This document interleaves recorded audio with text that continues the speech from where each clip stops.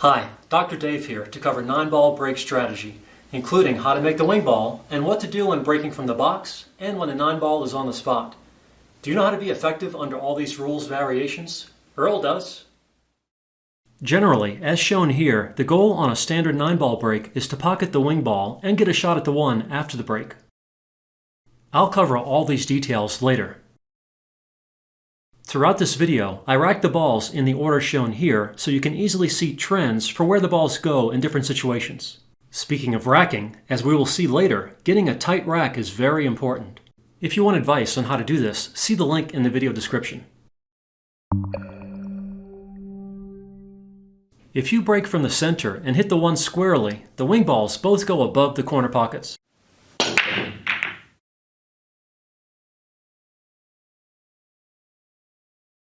To make a wing ball, a good plan is to break from the side with the square hit so you can also control the cue ball. And with the right speed, it is easy to get a look at the one in the upper corner after the break. If you are playing under rules that require 3 balls to be pocketed or driven above the head string, you just need to use more speed. In this case, you can plan for shape on the one in the opposite corner. Notice how the 2 also has a chance to go in the upper corner, and the 4 has a chance to go on the side. Here's an example of the 4 going cross-side.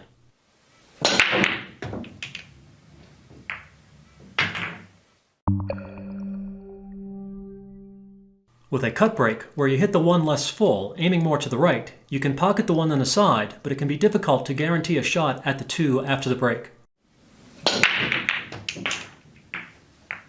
Here, I got a little lucky with a good look at the 2. Sometimes you just get unlucky. Here, I squatted the cue ball nicely, but it got kissed, causing a scratch. When practicing the break, especially on a table with new cloth, it is good to use a spare piece of cloth under the cue ball to protect the table's cloth. Skid marks will appear on the break cloth, but not on the tablecloth. One downside is the break cloth can interfere with ball motion.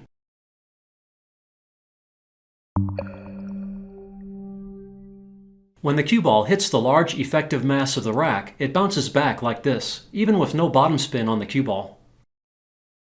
To squat the cue ball near the center of the table, where you have the best chance for a shot after the break, you need slight top spin. Did you see the top spin slow the backward motion of the cue ball?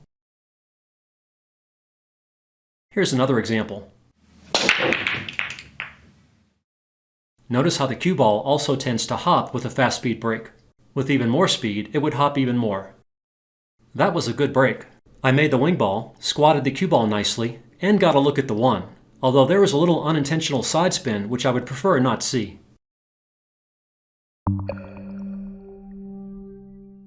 If you are not playing under the 3-point rule, you can use a soft break and still pocket the wing ball.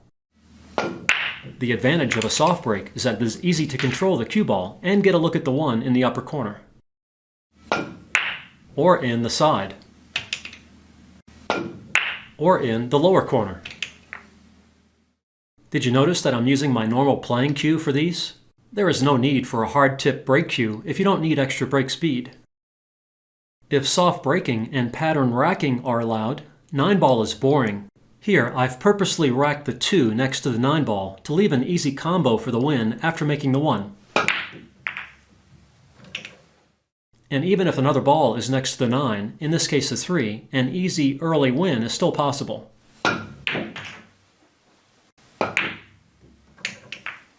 Here are some more examples from the video encyclopedia of 9-ball and 10-ball.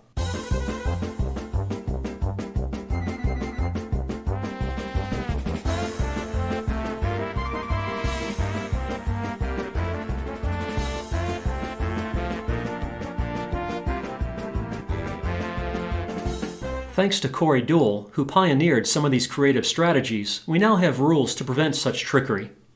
With the 3-point rule in force, a soft break obviously does not get the job done. With making only the wing ball, you need more speed to send balls above the head string.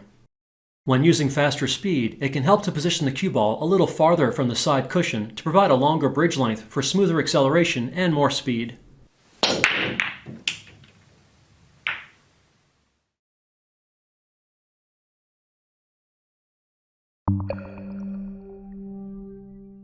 To pocket the wing ball successfully and consistently, it is important that there are no gaps in the L shape through the 1, 4, 9, 7. If there are any gaps in this ball path, the 4 will not get out of the way fast enough for the 5 to go forward to the corner. Here, I'm artificially creating a gap between the 1 and 4 with a piece of tissue. All the other balls are touching. Again, any gap in the L path causes the wing ball to go high. The same occurs with a gap between the 4 and 9, and the 9 and 7. If the L ball path is gap-free, the wing ball goes easily.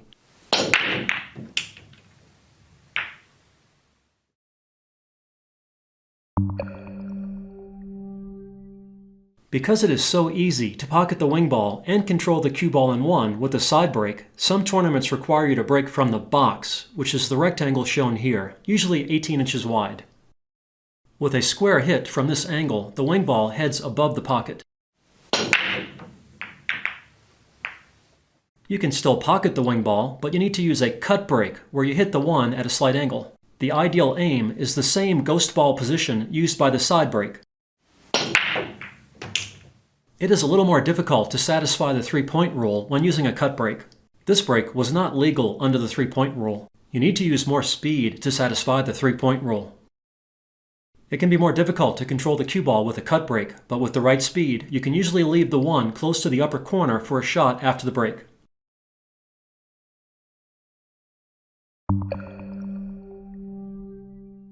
Because it is so easy to make the wing ball with the side break and with a cut break from the box, another rule becoming more and more common requires the 9 to be racked on the foot spot. Obviously, with a square hit, the wing ball goes way above the corner. It's no surprise I didn't make anything. That's what the rules are for, to make the break more of a challenge. You can send the wing ball toward the pocket with a cut break, but other balls tend to get in the way with the 9 on the spot. But it will sometimes get through. Sometimes the opposite wing ball can go 3 rails to the side or get kissed into the corner. The best strategy with the 9 on the spot is to pocket the 1 in the side. With a cut break over a fairly wide range of angles, the 1 goes. That break barely satisfied the 3-point rule. But if you use too much speed with a cut break, you can hop the cue ball off the table, which is a foul and ball in hand for your opponent, which is a death sentence against any decent player in 9-ball. Sometimes, if you don't make the 1 on the side, it can still have a chance to bank cross-corner.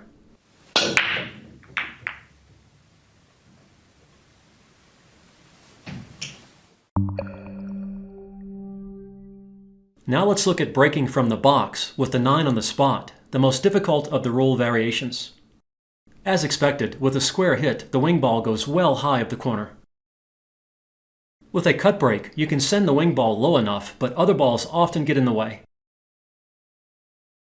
Although, as with the side break, you can make the 1 on the side fairly reliably. Again, the wing ball can go at times if stuff gets kissed out of the way, but this is an exception rather than the rule. Even though I made 2 balls on that break, I did not satisfy the 3-point rule. That's why breaking from the box with the 9 on the spot is so tough. The wing ball does not go easily, and you need to use fast speed to satisfy the 3-point rule, but not so fast that you hop the cue ball off the table. If you cut the break even more, the 1 can still go, but it is even more difficult to satisfy the 3-point rule. Although sometimes you can get lucky.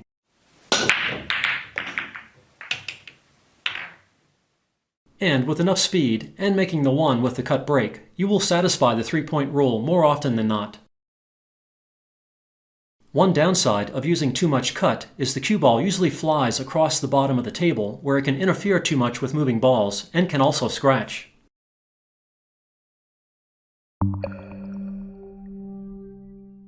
One strategy with a 9 on the spot breaking from the box is to use enough cut to pocket the 1 while also using bottom right spin to send the cue ball across the table into the 9. With a good rack, the 9 shouldn't move much or at all on the break, and by hitting it with the cue ball, you get a chance to pocket it in the side or corner for a golden break.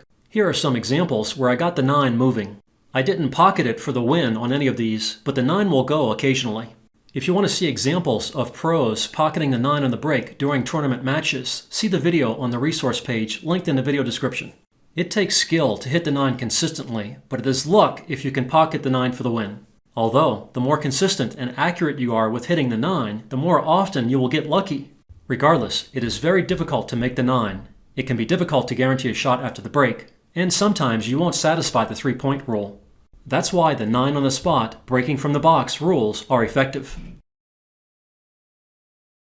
One downside of attempting to pocket the 9 is the natural angles off both sides of the 9 can sometimes result in a scratch, which is a big penalty playing 9-ball. I moved the 9 nicely on that one, giving it a good chance to head to the corner, but that means nothing if you scratch. Here's another example.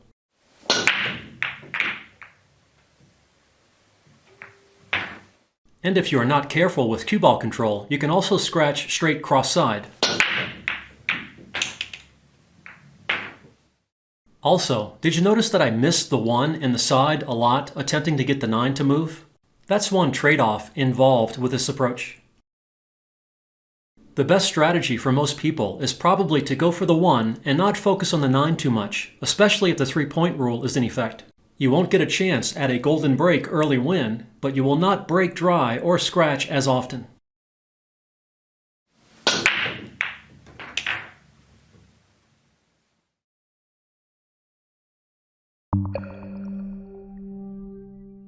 As we have seen, sometimes if you don't pocket the 1 on the side, you still have a chance to bank it cross corner.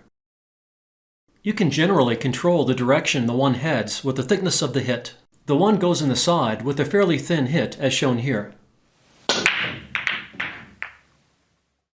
If you hit the 1 too thin, it comes up short of the pocket. Also, with a real thin hit, the 3 and 9 don't move much, which can limit options, and other balls also usually don't move and spread as well, making it difficult to satisfy the 3-point rule.